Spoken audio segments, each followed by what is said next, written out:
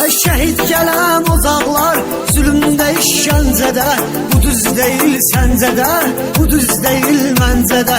Yenə çoxu öz kefində, yenə çoxu əyləncədə. Axı tökülən qanları olmaz unutmaq olmaz. Şirləri, aslanları olmaz unutmaq olmaz.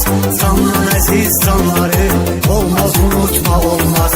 Anamız Azərbaycanın dağ çəkilib köksünə, dağ kimi oğlanları olmaz unutmaq olmaz.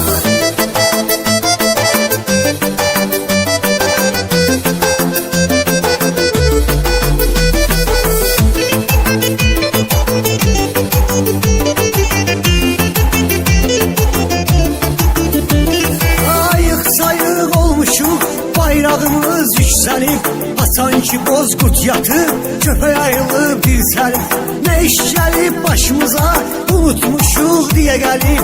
Vacib olan anları olmaz unutmaq olmaz. Şirləri, aslanları olmaz unutmaq olmaz.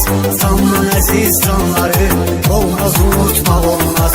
Anamız Azərbaycanın dağ çəkilib köksünə, dağ kimi oğlanları olmaz unutmaq olmaz.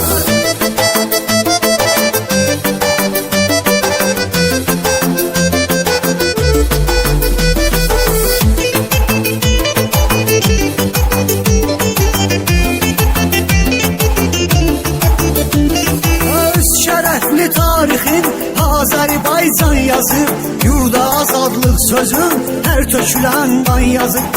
Hər şəhid öz qanıyla bir ayrı dastan yazıb.